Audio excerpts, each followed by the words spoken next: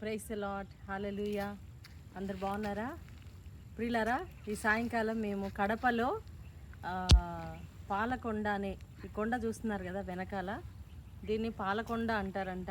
మరి ఇక్కడైతే చాలా అన్నిల దేవాలయాలు ఉన్నాయి.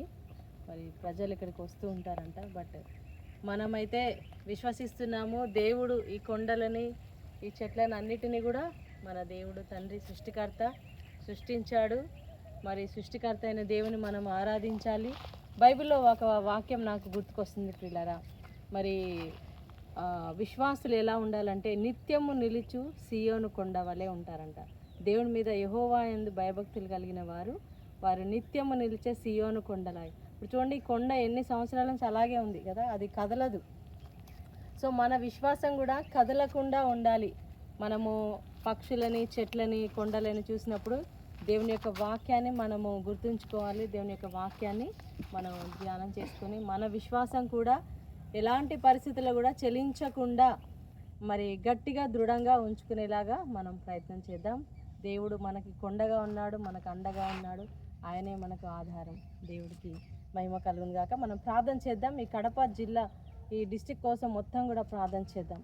స్తోత్రం నాయన యేసయ్య పరిశుద్ధుడా. ఇదిగో ప్రభా, ఈ కడప జిల్లాను మీకు సమర్పిస్తున్నాను. ఈ ప్రాంతంలో ఉన్న ప్రతి ఒక్కరిని ఆశీర్వదించండి.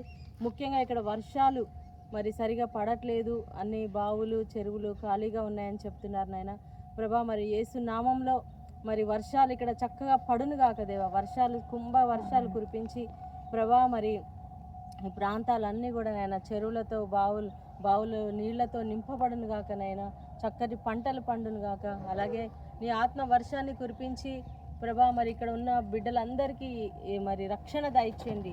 యేసు ప్రభు నిజమైన దేవుడు అనే సత్యాన్ని ప్రతి ఒక్కరికి తెలియచేయమని నజరేయుడైన యేసు నామంలో ప్రార్థించి పెట్టుకుంటున్నాం తండ్రి.